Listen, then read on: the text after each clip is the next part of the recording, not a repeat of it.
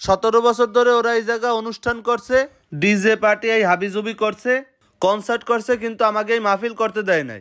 এবার ইনশাল্লাহ আমরা মাহফিল করেই ছাড়বো এই জায়গা। ভাই আপনি ঠিক কইছেন, এবার এই জায়গায় যে আসুক না কা মাহফিল এই জায়গায় হবেই। দরকার হয় জীবন দেয়া লাগলে জীবন দেবো। আরে বেটা এখনো তুই কি চিন্তা কর, ওরা তো সব পলাইছে। আর ইনশাল্লাহ এরপরে তো প্রত্যেক বছর এই জায়গা আমরা মাহফিল করব, কেউ ঠেয়াইতে পারবে না আমাকে। ভাই আপনি ঠিক কথাই কইছেন, আগে ওরা থাকালীন কিছু জায়গায় মাহফিল হইতো, তা বক্তা এসে কোনো মন খুলে বক্তব্যই দিতে পারতো না, সুদ ঘুষ এই বিষয়ে কোনো কথাই কইতে পারতো না, কইলেই তাকে পুলিশে ধরে নিয়ে যাওয়া হইতো। এর জন্য কেউ মাহফিল করতে আইতেও চাইতো না। তুই ঠিক কথাই কইছিস, আগে হুজুররা যদি কুরআন হাদিস দিয়ে কোনো কথা কইতো সাথে সাথে পুলিশে ধরে নিয়ে যাইতো, জেলখানায় যাইতো, গায়েবী মামলা হইতো। এখন তো আর সেই ভয়টা নাই তাকে। আর কিছু কিছু ক্ষেত্রে তো মাহফিলই বন্ধ করে দিত, মাহফিল চলাকালীন আইসে বলতে আপনি ওঠেন, আপনি বেরোয় যান। এখন তো আর সেই ভয়টা নাই, এখন বক্তারা মন খুলে বক্তব্য দেবে, কারোর বাপের সাধ্য নাই এই বাংলার মাটিতে আইসে তাকে কবে যে এই মাহফিল বন্ধ কর। হয় ভাই আপনি ঠিক কথাই কইছেন, কয়েক বছর আগের কথা মনে আছে এই ওয়ার্ডের সভাপতি এই মাহফিল করা নিয়ে কি কি করছিল।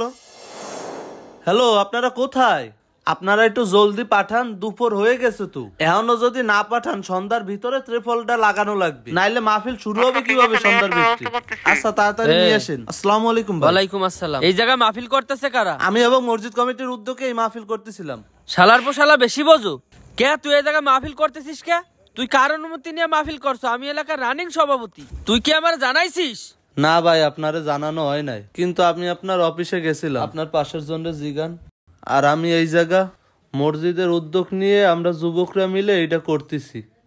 আপনি আইসা আমার কাছে জানতে পারতেন যে আমরা কি করতেছি, বা আমি আপনার কাছে গেছিলাম কিনা। আপনার আইসা কি আমার গালে চর মারাটা উচিত হয়েছে? এ তোরে মারছিটা কি হয়েছে? তুই কেডা? তুই আমার পারমিশন ছাড়া এই জায়গায় মাহফিল করতেছ, আবার বড় বড় কথা কইস। না ভাই, আসলে আপনাকে উচিত ছিল আমার জানানো, কিন্তু আমি জানাইতে ভুলে গেছি। আর আপনি মাহফিলটা বন্ধ করেন না ভাই, আমার যত দোষ হয়েছে আমি আপনার কাছে ক্ষমা চাই নিচ্ছি ভাই। আপনি মাহফিলটা দয়া করে বন্ধ করেন না, নাইলে এলাকার লোকজন অনেক কষ্ট পাবে ভাই। শোন, যা করার তো করে ফেলাইছিস, হুজুর রে কবি এই জায়গা কোনো রাজনৈতিক আলোচনা হবে না।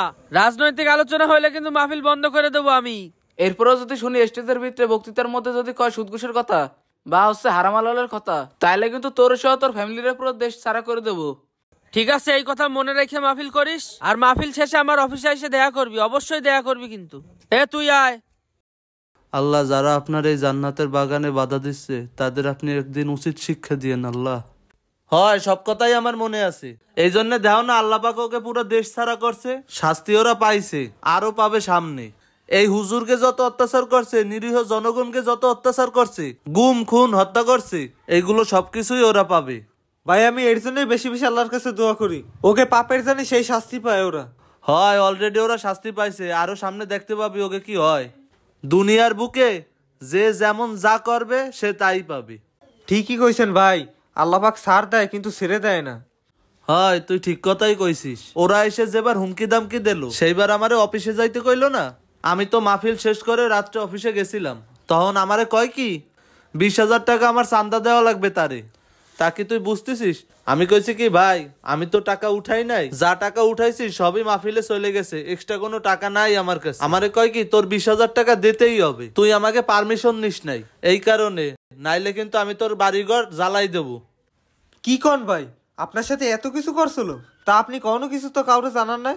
কারে কি জানাবো ভাই, তুই ওই সময় কি জানানোর পরিস্থিতি ছিল? ওই সময় তো ওকে সাথে কথা কই যাইতো না, আমি তাই কোনোভাবে ম্যানেজ ট্যানেজ করে ওই 20,000 টাকা দিছি। ভাই আপনি এত কিছু হওয়ার পরও ধৈর্য ধরে রয়েছেন, আপনার জায়গায় অন্য কেউ হইলে তো এতদিনে বড় ঝামেলায় পড়ে যেত।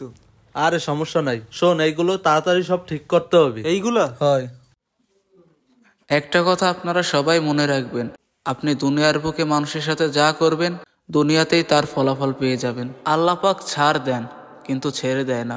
আপনি যেমন যার সাথে করবেন ঠিক তেমনটাই আপনার সাথেও ঘটবে।